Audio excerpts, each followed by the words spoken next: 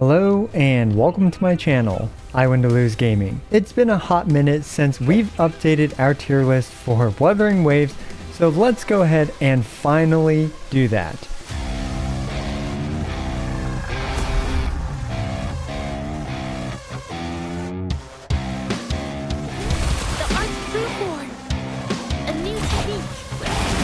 Now I feel like this is a reasonable time to do so with the release of multiple characters since the last time we updated the tier list, as well as the new patch just dropping for Wuthering Waves. So since then, Jinhsi, Changli, and Zhezhi have all been released, and it is time to see how they've affected the meta, as well as, we've just had a bit more time to bake all the characters in the proverbial oven that is the player base, as they have taken these characters through Tower and pushed them to their limits, so we have a bit of a better idea of what these characters can do.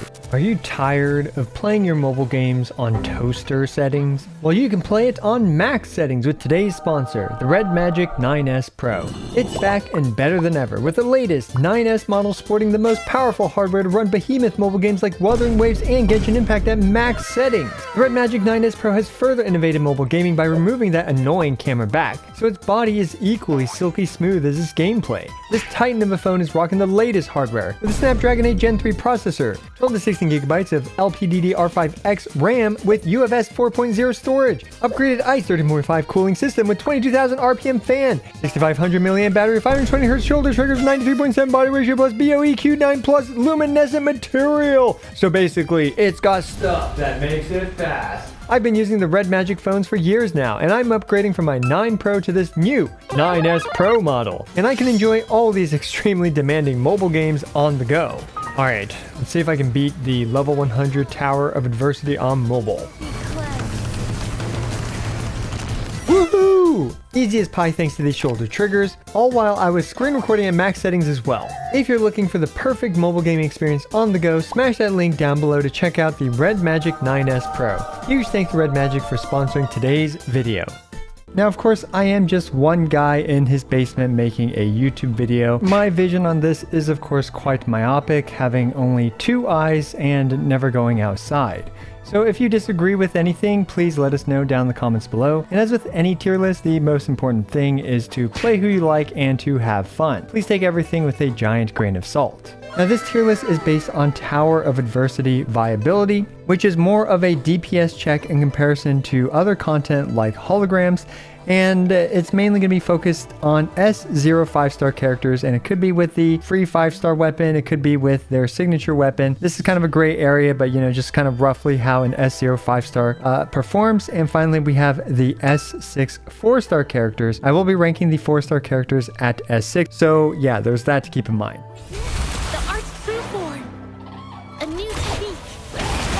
Now, given all of this, let's do some quick housekeeping. Now, personally, I think this is just a very, very small adjustment, but I'm going to move Jian up just 1 spot. Not really a big deal, but I feel like Jian is able to really hard carry your account in Tower, and he alone with just a couple support can absolutely 3-star some really challenging chambers, including the level 100 Scar that is upcoming. I'm not sure if he's out yet, but yeah, he does a great job against some really difficult content in the game. Now, a few characters, unfortunately, that I feel like need to be moved around.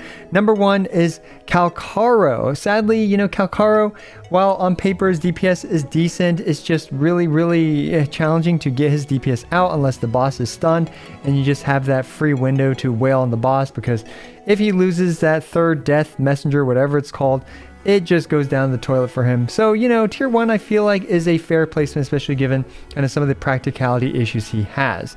Now that also we've had more time to kind of build our characters properly and stuff, things like grouping make a bit less of a difference, because the hardest chambers right now are all just the boss chambers, where you just need to do a lot of DPS. And unfortunately, a character like Jinhsi, whose most of her value really just comes from her grouping capabilities, does go down in this environment. And when you use like a character like Verina, it just feels so different in comparison to using a character like Jinhsi. It's night and day difference when it comes to their supporting capabilities. So I'm also scooting her down into the top of tier 1. Now, one character who has had quite the rise, I believe, is Yuanwu. Now, Yuanwu, I'm going to move him around here, I believe is fair. And this is largely just because of one new character's release, that character of course being Jinhsi, who has had a very profound impact on the meta, and Yuanwu being such a cheap way to actually have Jinhsi do a ton of damage makes him a great option in today's meta. Now outside of that, of course, Yuanwu does struggle, but we do have to factor in how these characters are in relation to the new characters that have come out.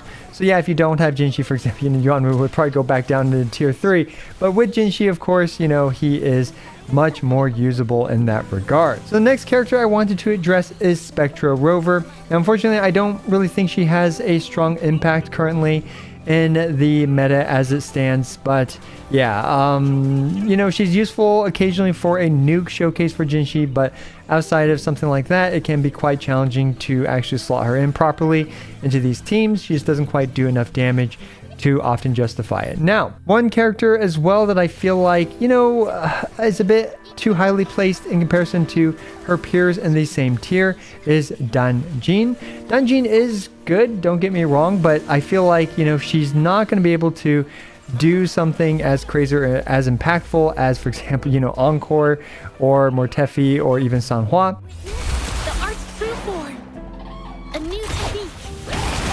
The first new character that was released was Jinhsi since the last tier list creation. And, she's obviously completely dominated the meta. Teams revolve around her. Just, so many great clears and clear times with her. And just to see those large 300, 400,000 damage nukes at S0 just feels really, really good to have and to see into play.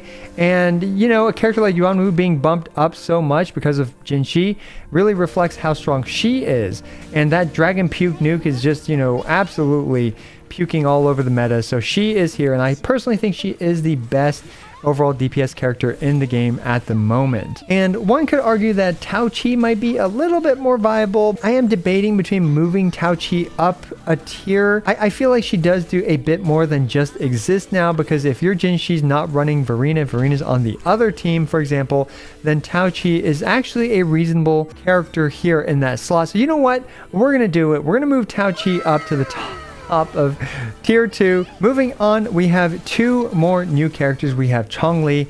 Now, Changli is a very solid character, but I feel like she's not quite on the same level of a DPS character like Jinhsi or Jiyan, so we're going to put her in a very nice and comfortable spot in tier 0.5. And one more quick thing, I feel like I'm going to move Havoc Rover down a bit. And finally, we have the newest character, Zhezhi, who I think is a stellar character. And I was actually really shocked when I managed to 3-star level 100 Scar in just a couple attempts with Zhezhi plus Sanhua, and I really think that that reflects a lot on her. Not only is she Jinhsi's new best teammate overall because of the fact that she builds a ton of stacks and provides the invaluable 24-5% skill damage outro, which is absolutely massive for maximizing Jinhsi's damage. She, as a standalone DPS character, when you just buff up her damage with Sanhua's basic attack damage amplify, makes her an incredible character. So I was actually really impressed with Zhezhi's performance when I used her on the Kuro Games media server for my previous Zhezhi video. So I feel pretty comfortable leaving her here. We're going to do one more adjustment to this tier list, and I feel like this has been a long time coming, but we're going to add a Verina tier just for her. Now, this could age very poorly in a couple patches, who knows, but as of right now, there's just no character that can replace Verina on any team. Literally every single team in the game has Verina as the best in slot support. The fact that she can get a sub 3-second outro with the right build and just with a couple sequences, which players can have access to because, we all got so many free 5-stars at the beginning. And on top of that, we are losing 50/50s as we keep playing the game. And you can buy sequences for her in the shop. So with all this in mind, Sequence 2 is actually something that I would actually recommend prioritizing in a way for Verina, as well as accessible, and the fact that her best weapon being the Concerto 4-star just makes her such an insane character. Like, no other character gets their outro skill in literally 2 seconds. Literally the best character, best support for every single team in the game. And anytime I remove Verina from my team, I feel like I'm playing with a broken leg. Like, every other character is just so slow in comparison to her for getting her outro skill. Maybe Sanhua's you know, kind of close, but even her, she's still significantly slower than Verina. So yeah, I think Verina deserves her own tier for now. She's just completely irreplaceable on every single team in the game. However, I'm hoping to see that change in the future. We'll have to see if future supports can indeed replace her, or at the very least compete with her. But for now, I think Verina is by far the best character in the game. So let me know what you agree with and disagree with down in the comments below. This video came out a bit shorter than I would have liked. However, I feel like it was appropriate to finally update this tier list to see where we are today. And don't forget to check out today's sponsor, Red Magic. They have been a long-time sponsor, and I use their phones every day to actually play these mobile games before I fall asleep in order to just catch up with the games. As always, I appreciate every single one of you. This is I Want to Lose, signing out.